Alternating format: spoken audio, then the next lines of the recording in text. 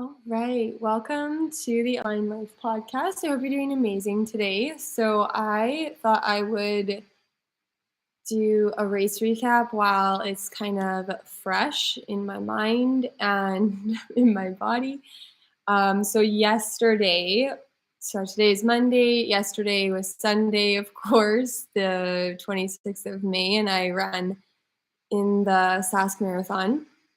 And I wanted to share with you guys a little race recap in case any of you are wanting to do a marathon or wanting to do maybe another marathon, and I can share some things that went well, some things that didn't go well, things that I would do differently or do the same for next time. So going into this marathon, I started training in probably like January, early January, and I had, a solid base going into it. I've been running pretty consistently since Mila was maybe, 2 years old. So she's 6.5 right now. And I was running before that, of course, too, but just, on and off with having pregnancies and breastfeeding and all that. So I've had a solid base of running, and they say that if you are going to do a marathon, you should, maybe have about a year of solid running under your belt, or like consistent running, I guess you could say. So, so I felt pretty good, going into it in January. And if you're wanting to do a marathon, make sure that you give yourself enough time to have your body have a base. So, anyways, yeah, I knew I wanted to do that in January. I started training and gave myself plenty of time. I did a 20-week training cycle, which I think was great. Some people were saying that they thought that was a long time, and they have done 16-week ones. Personally, I think, give yourself a bit more time. Why not? So I'll start off with sharing some things that went well. And this is kind of like on race day, as in yesterday, and also throughout the 20 weeks. So I was really happy with my fueling plan going like for the marathon day. So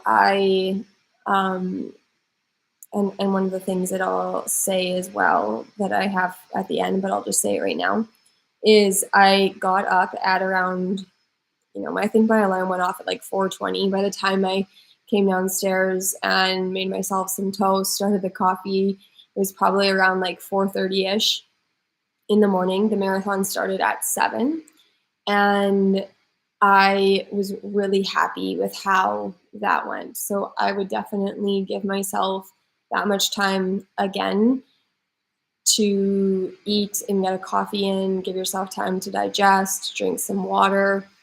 And I definitely liked how my morning went. And then I also had time to do my yoga and get myself, ready, and my bib pinned onto my tank top. All of that was good timing wise. And so I would definitely say that was good to have that much time. My husband was like, oh, you don't have to get up till 5, but I was glad that I gave myself that extra half an hour just to have that time in the morning. And then for my fueling on the run, on the marathon, I brought gels with me for the run. I didn't do any chews. And I had my first one at 6 miles, and then I did every 4 miles after that. So I did 6 miles, 10 miles, 14 miles, 18 miles, and 22 miles. And then, that 22 miles got me to the 26-mile point. So that went really, really well. I didn't feel like I hit a wall. In a sense, I will go into I'll go into that a little bit more in a bit, but I felt like that fueling was really good.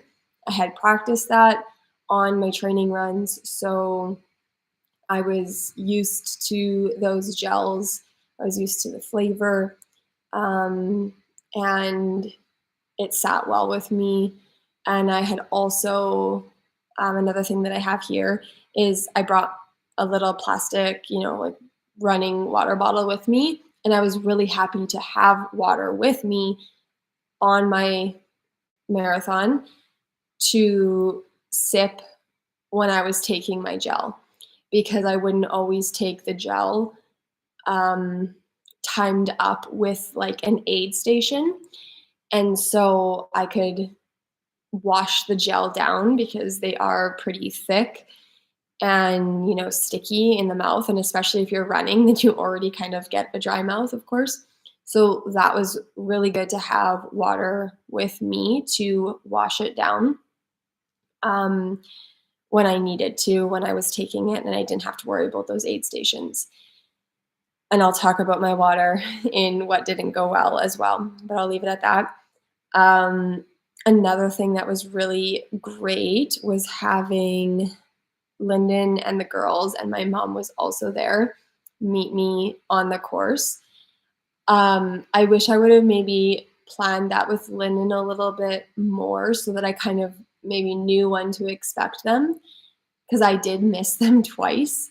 They took videos of me and I was looking at them after the run, and I was laughing because I was like, oh my gosh, I feel so bad that I totally didn't see you guys at this stop. And I'm like, it's kind of embarrassing that I didn't see them, but you're just, so focused. And I was really feeling it when I didn't see them at the one spot. Excuse me. So I'm not surprised that I didn't see them because I was really needing to focus mentally, but it would have been nice if I would have seen them because that would have given me a bit of a boost. The first time that I saw them was, what was it? Maybe 18K. I kind of am getting confused with all of the times that I saw them because I was using miles for my pace on my phone. And of course, the course is set up in kilometers. So I think that it was around 18 kilometers. That seems late, but I saw them at that point, I think it was. And it was so nice to see them. The girls brought their little like cheerleading pom-poms, and it was the cutest thing ever. And it just warmed me up so much to see them.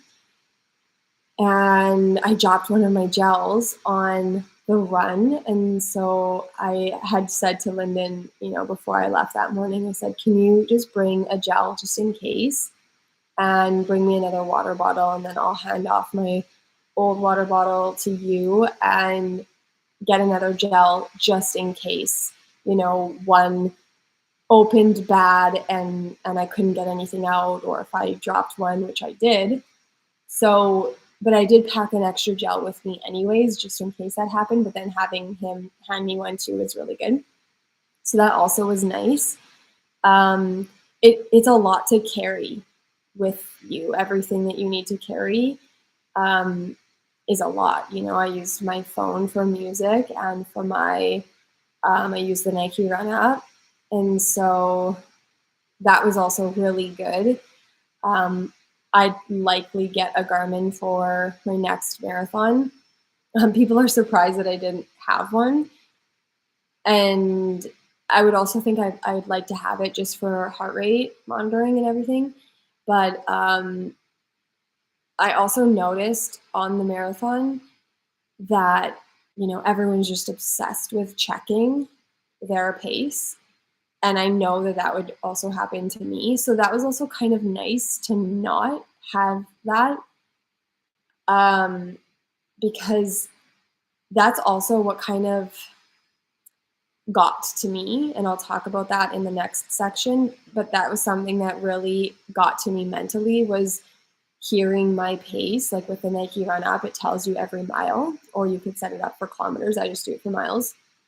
And so every mile, it would tell me my pace, and my first 13 miles went really great. I was so proud of myself. Like I stuck with my pace really well. And then the second half of the marathon, I really started to slow down, so it would be like 8:03 per mile average pace. And then the next mile it would be like 8:04 average pace. And then, the next one was like 8:05. And I'm like, oh my gosh. And it just really got to me. Because at that point, my legs were just tired and heavy. And I just kind of felt like clunky and just really heavy legs. And I was like, also in my head being like, oh, is my calf getting sore? And then so my mindset was really getting affected, and I'll talk about that in a bit. But having my phone with me for music and the Nike Run app was also really good.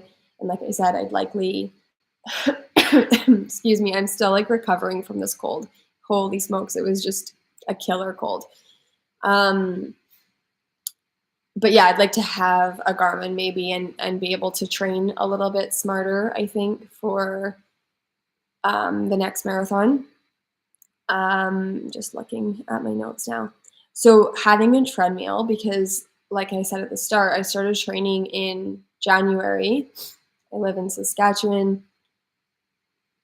Cold, crappy winters, wind and very cold days makes it hard to do winter running. This is I usually do run, like I always run throughout the winter outside. So this is my first year ever having a treadmill. And in the past, I haven't run a marathon since 2020. And in the past, I would just run outside when the weather was decent enough to run outside. Like I would run, minus 15, minus 20 if it wasn't a crazy wind chill, and then just dress properly and, do 4 to 6 miles. Um, and so that was fine.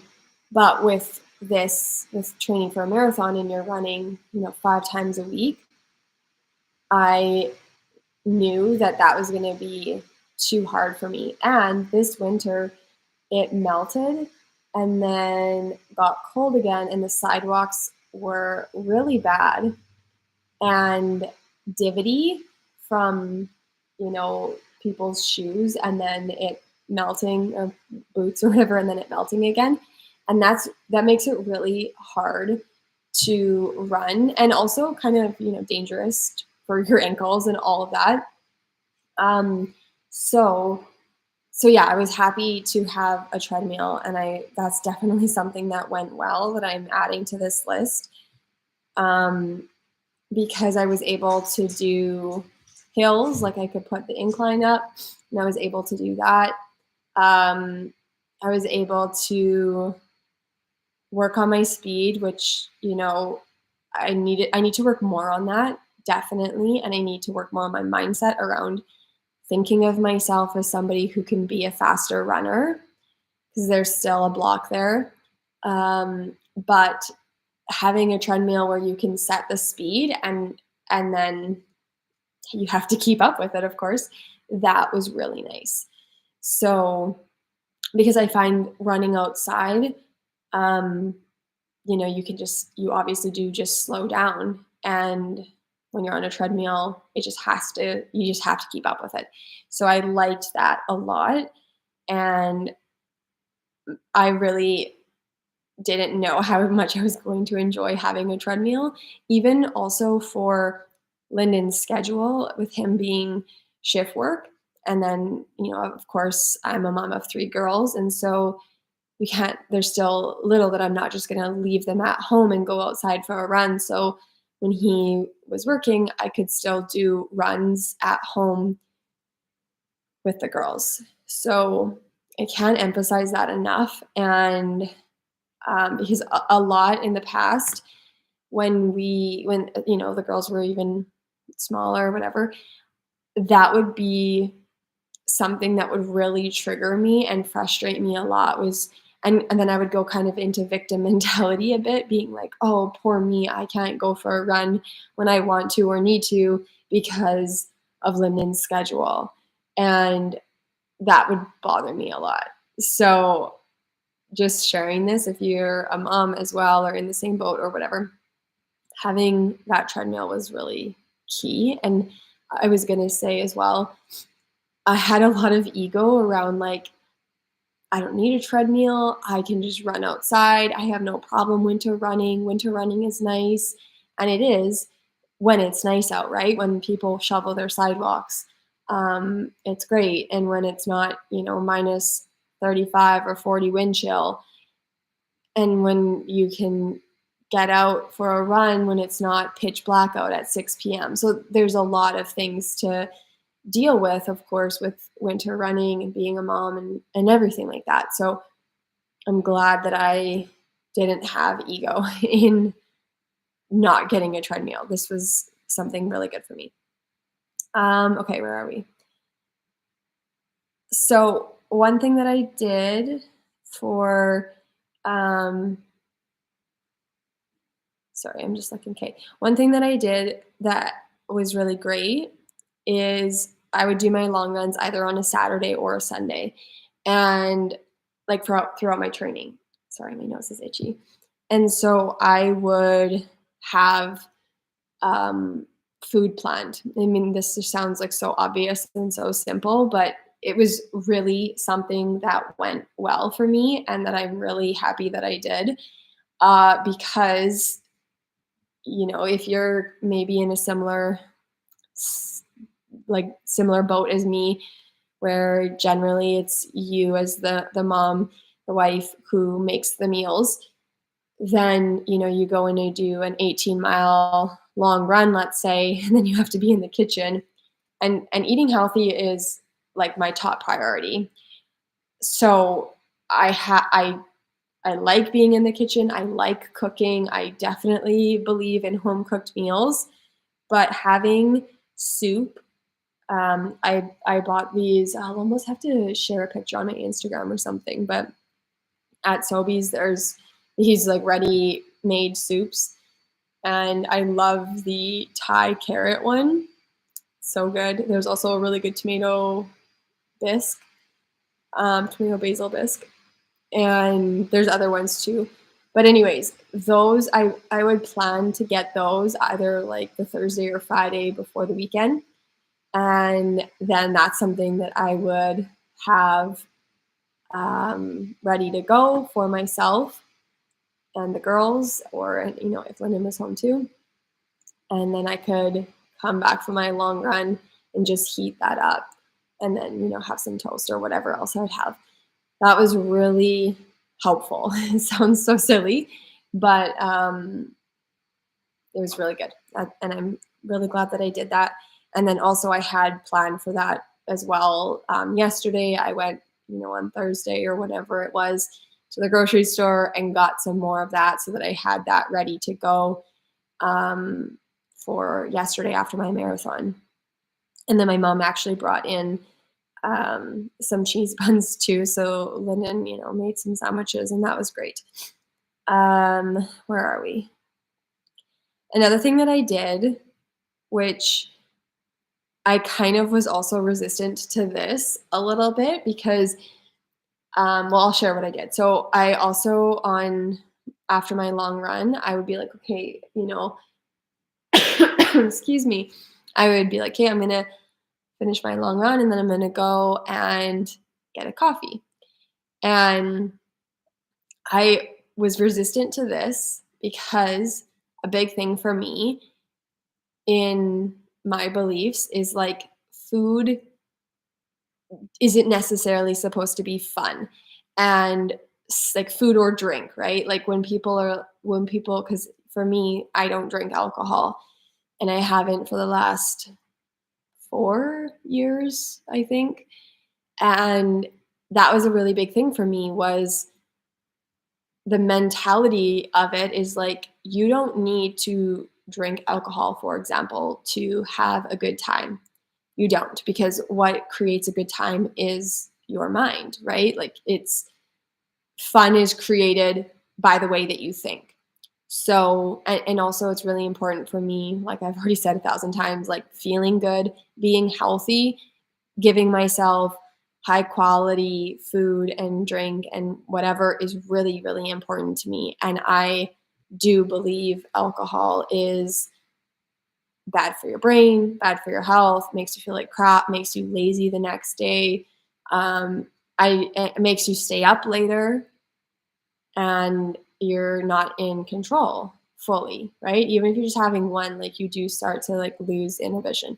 So I don't agree with that and I don't like that. So, and then just the mentality around it of like needing, quote unquote, needing something to have a good time or to enjoy yourself. You know, a lot of people will be like, say things around like, let's get some food, and like, let's have some fun food or things like that. I really try, especially for my girls' sake, to stay away from that type of wording because I believe that we are in control of our experience. So when it comes, this is like such a long-winded explanation. So I was kind of resistant to be like, oh, I'm going to reward myself with a coffee. And I wouldn't really say it like that, but that's, you know, kind of how it felt sometimes. But also, it was something nice to look forward to. Like, you know, you worked hard on this long run, let's go get a coffee. So, if you are somebody that maybe does, um, you just want to remember that, like, on one hand, you're a grown woman. You can do whatever you want. You can get whatever you want. You don't need a reason to get anything. You don't ever have to earn anything because you can just want something and go and get it. So that's on one hand. On the other hand, it is nice to, in a sense, reward yourself and have something to look forward to. And that is kind of just like human nature that we do tend to look forward to things and I think that there's a I think that also we should remember that our hard work and our effort is the reward, but also it's okay to have other things to look forward to.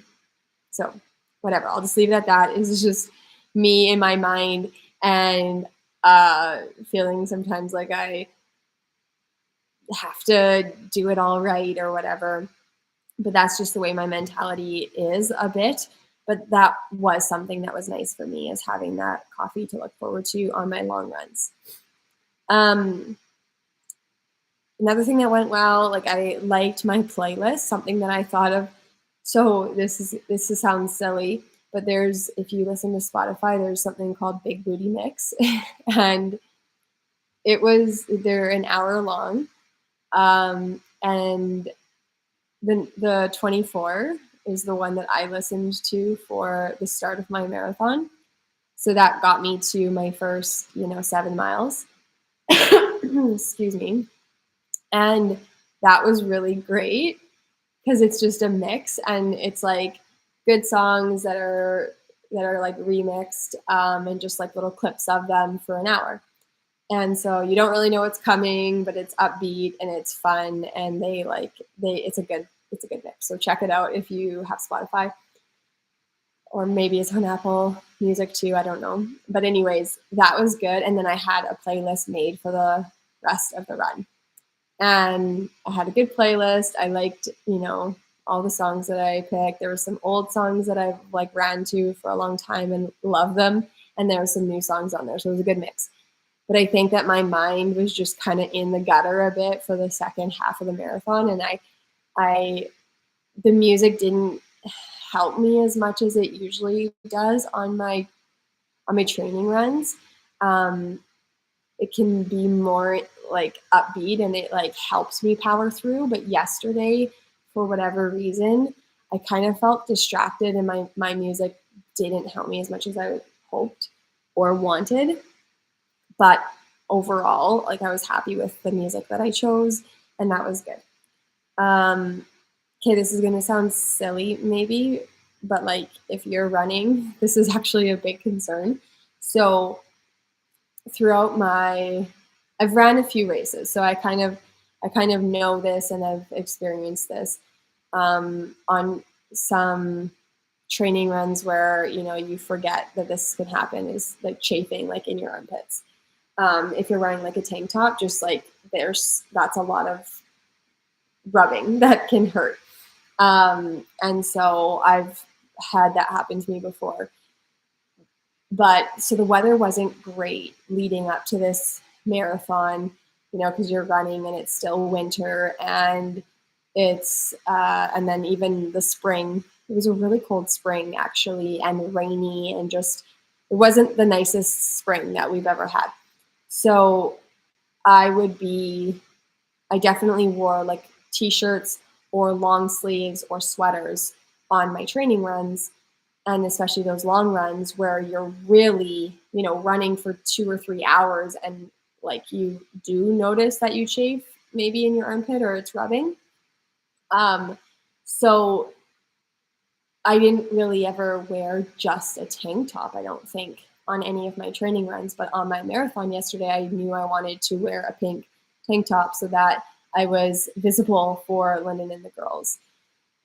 Um, so so I put like some Vaseline underneath, or like in my armpits on both sides, and that was really good. Like I felt really good physically the whole run, and that was great. So I was happy that I did that. I needed to do that. I did that for my half marathon as well in the fall, and I think like personally for me, like anything over an hour or an hour and a half where there's more rubbing, if you're wearing a tank top, I find that it's maybe helpful to do that. If you're wearing like a t-shirt and it's tighter up to the armpit, then you maybe wouldn't ever experience chafing or rubbing or whatever. So maybe you wouldn't need to do that with just a t-shirt. But if you're wearing a tank top, I do encourage you to try that if that bothers you. Okay, and I already said getting up at 4:30 was great. So that's everything.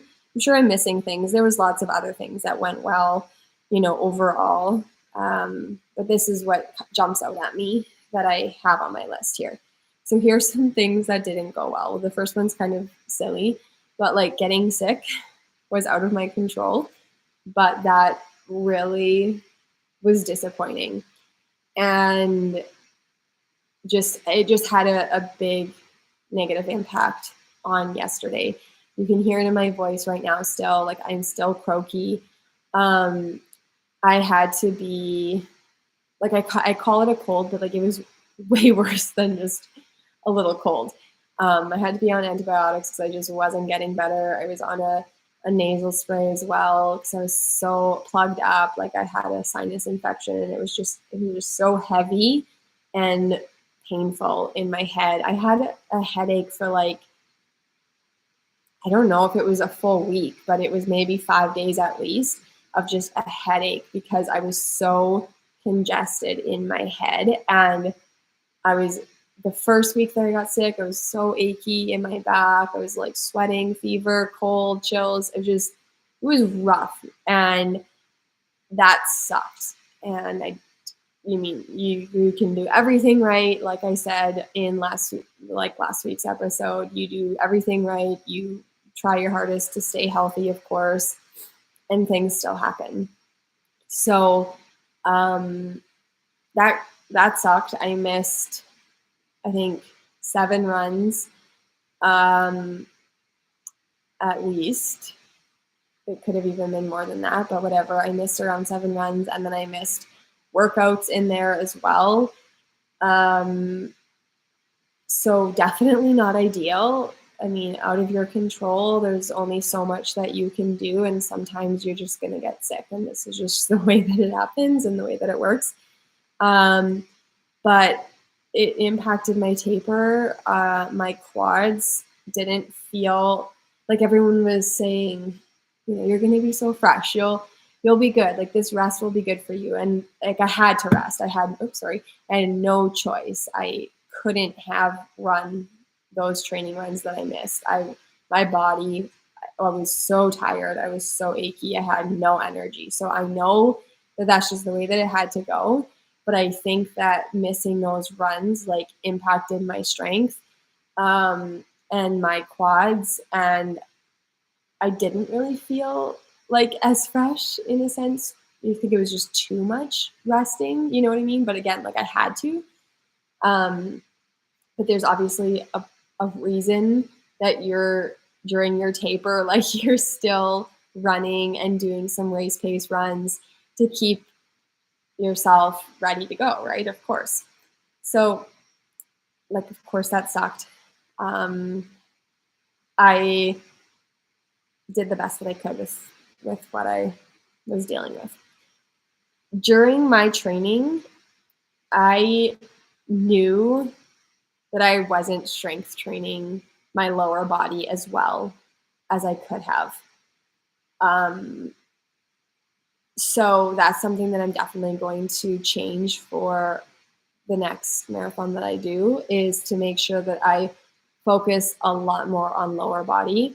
For me, and I've kind of always been this way, like I've enjoyed strength training since I was, 19 or whatever, 18.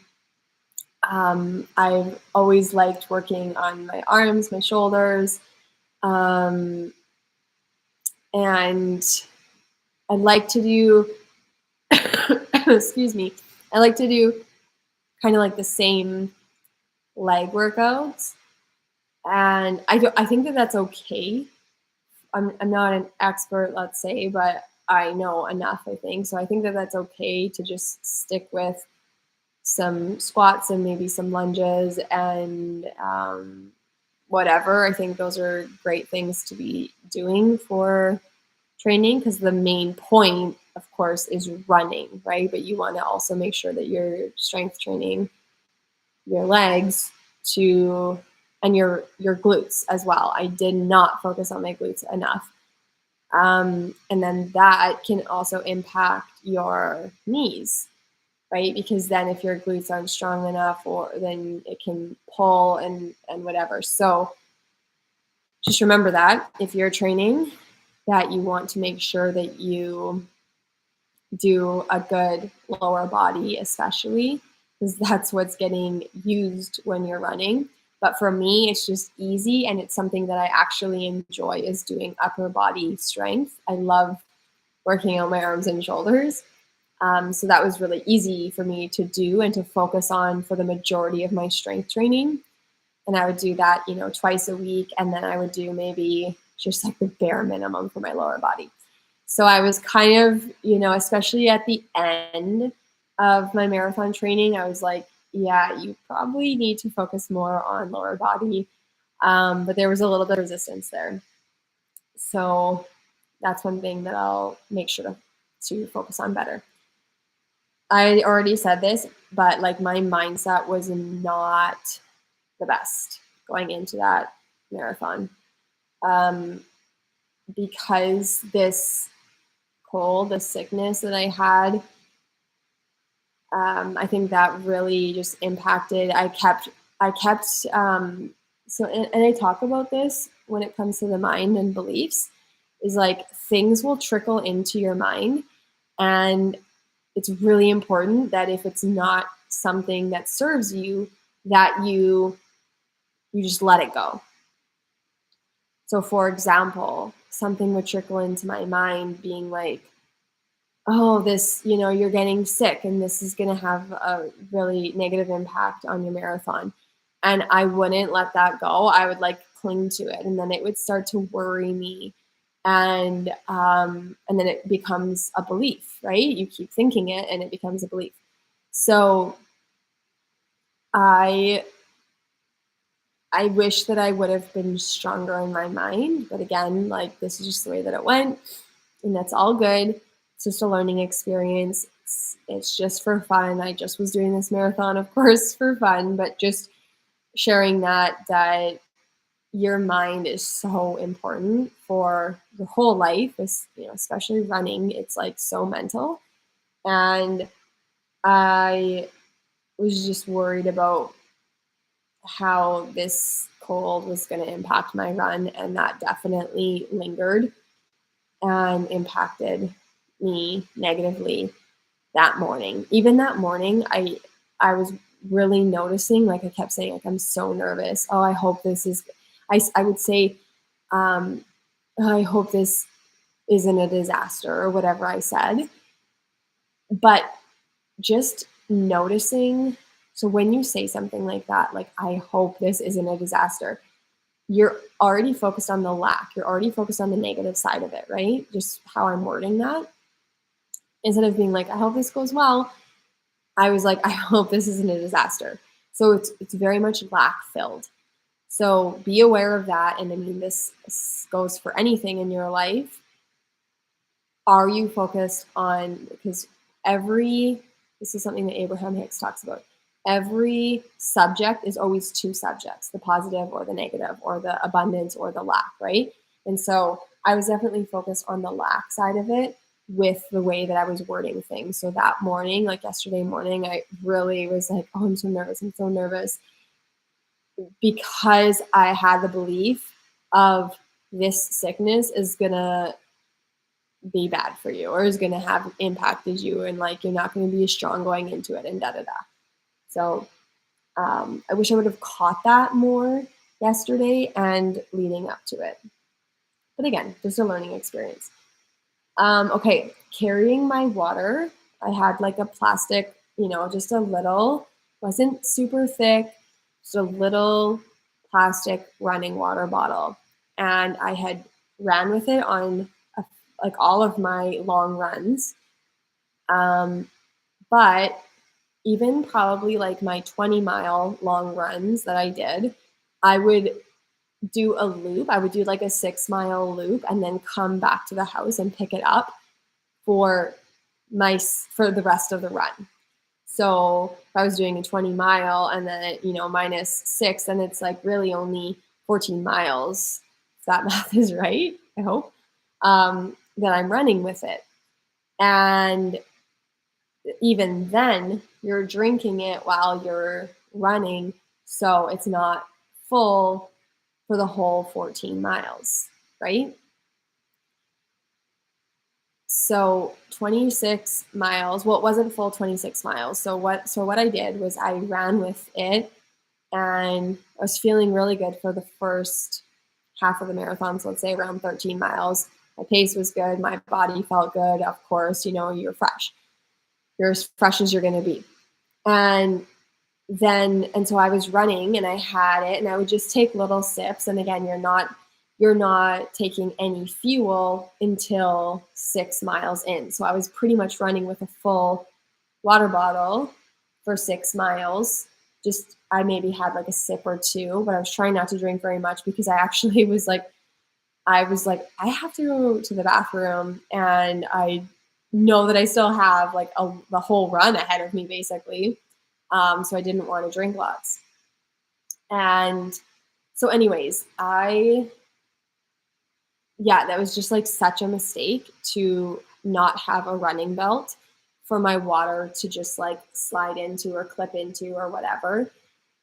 Because then Lyndon met me at, like I said, I think it was 18 kilometers or so ish. And so I had, I don't know, an inch left in my water of my first bottle, and then he gave me a fresh water bottle.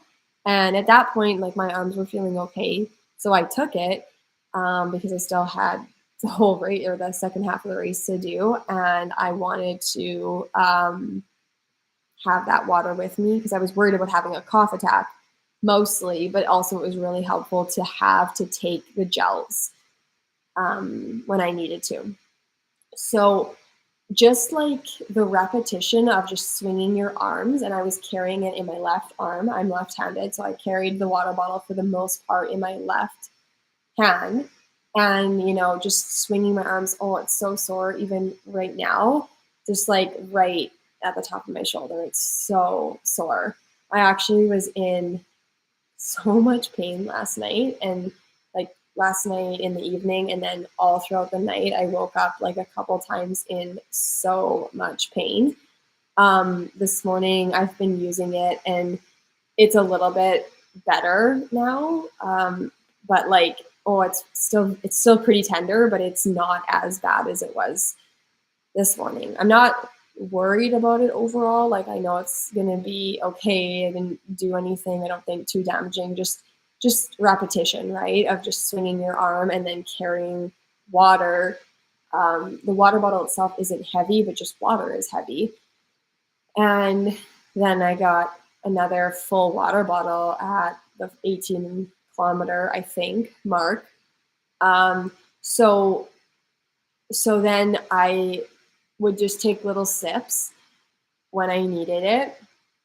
And then at 32 kilometers, I had to just throw it to the side because my arm was just so sore. And I would move it over to my right arm every once in a while, but then just kind of like unconsciously it would find its way back into my left hand. And yeah, that just I'm so surprised at how sore that is today, and how sore it was yesterday. But like I said, it was really helpful to have water with me. I just wish that I would have had a belt. So learn from my mistake. Do not carry a water bottle with you for 26 miles. It's just way too long. Um, Another thing that I have here is flavor fatigue from having the same flavor of gels. So I took just like the goo gels, but they don't work for everybody. They're pretty like manufactured. I wish I could think of the brand that I also had used a couple times on my training runs, but I can't think of it off the top of my head. But it was a good, I wish I would have had at least two different flavors um, on the marathon because I just used the espresso flavor the whole time. And what was I taking? Like, um, one, two, three, four, five. Yeah, so I took 5 gels. And I was sick of the flavor after tubing at one point. I was like, oh, I don't even want to take this next gel. Maybe I should push it off for a mile. But I didn't because I knew that that was going to be, then it would just take that much longer for it to kick in. So I'm very glad that I stuck to my plan of the miles that I would take a gel. But yeah, mentally, or whatever you want to call it, I definitely got flavor fatigue. So I would make sure to switch up my flavor of gels for my next marathon. And I've already said this, but I just don't think that I prepared my mindset enough for when the race would get hard. I felt pretty good actually through all of my training runs, like on my long runs. I was running at a 9 minute mile. Is that right? I always say that the wrong way.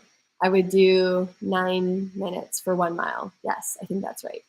So that was my pace. Like for my slow runs, my long runs, I would slow it down to that. And sometimes I would even go slower. And I think that even for the next training for my marathon, that I would, 9:30 or whatever, I'd be fine with that. But I I felt really good on all my training runs. That I never really felt like I hit the wall. I never felt like I got sore in my shoulder from the water or anything like that. Like it felt pretty good. And even when I would come home, like I would be in the kitchen doing things or whatever, running around with the girls to activities, and my legs felt okay. Like I felt pretty good for most of my runs. But yesterday, maybe just because you're running at a faster pace and just the way that you build up the race also in your mind, I just didn't prepare for how I would handle feeling tired. And that's something that kind of is a pattern of mine, I will say as well, that I can be overly optimistic. And in a sense, like I like that about myself. But there's also times where it like bites me in the butt. And I think yesterday was one of those times where I was like overly optimistic that everything would go well. And overall it did, but yeah, I really struggled mentally. Um, and just physically, like my quads were really sore, which did not ever happen to me on my training long runs. I never felt like my quads were burning or my groin or my hips or whatever were burning on any of my training runs. But yesterday, like maybe just because I had missed my workouts and my runs for the 2 weeks, that I was just that much more sore. Who knows? But when you're sore physically, it's of course going to impact you mentally. And I didn't have enough of a game plan of how I was going to handle that. Um, so, I had a few affirmations prepared and I would use them, but maybe they just didn't help me as much. Um, oh, sorry. Just looking at something. Another alert is showing up on my phone, on my computer.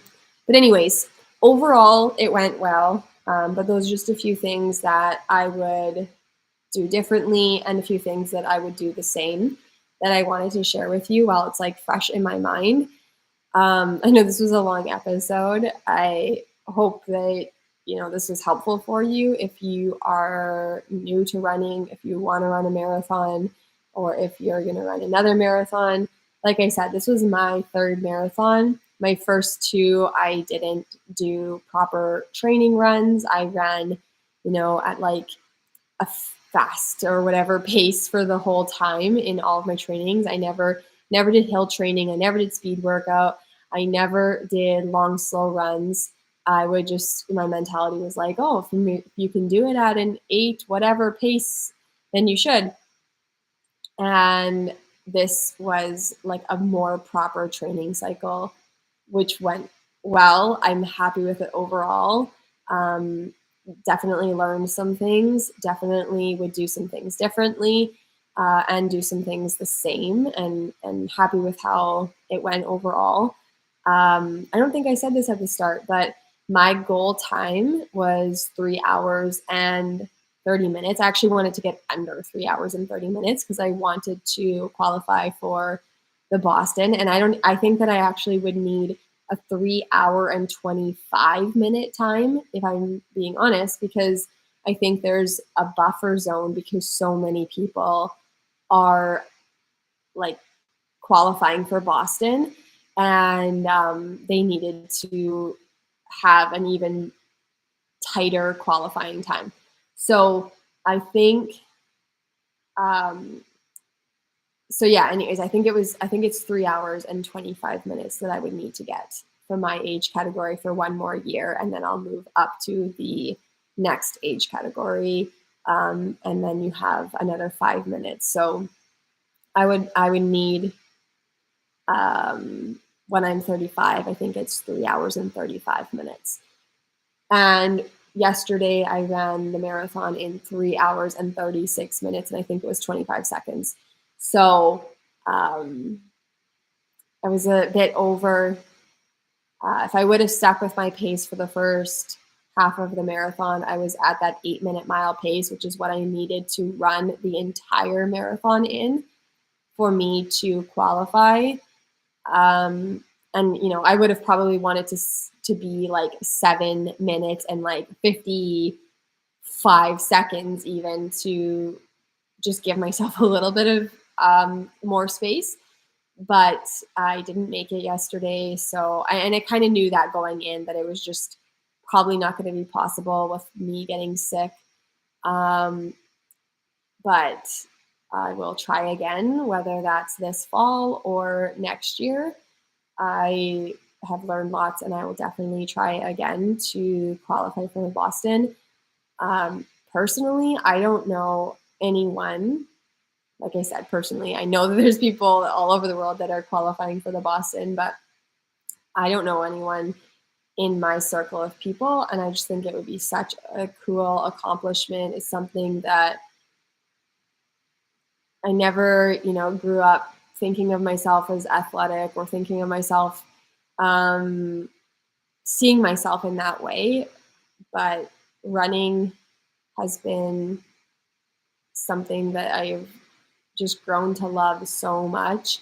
I love how it makes you feel. I love how strong you are. I love the mentality side of it. Like, I love the way that you have to think.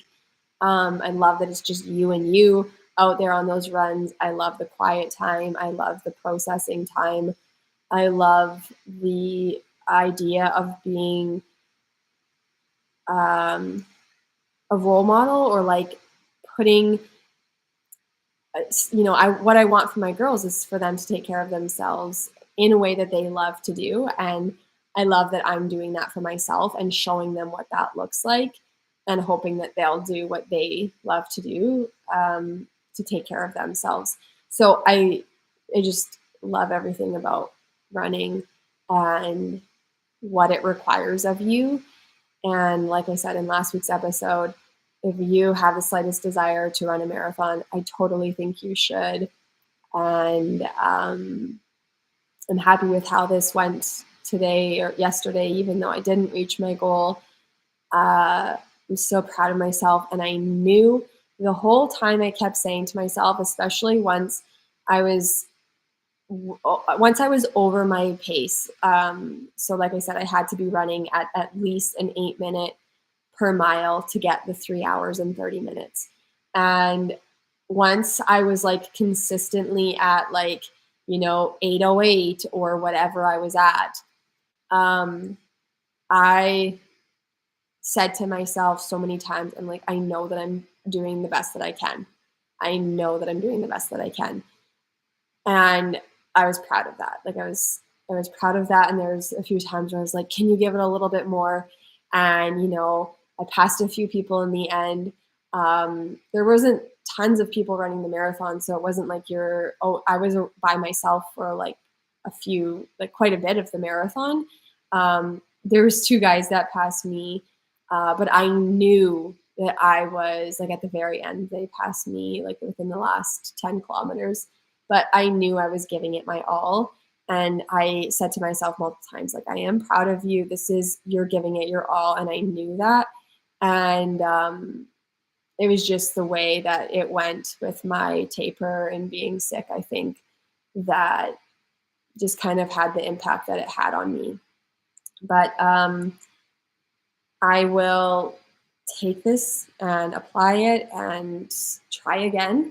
And that's really the journey of life, is that you just keep doing your best.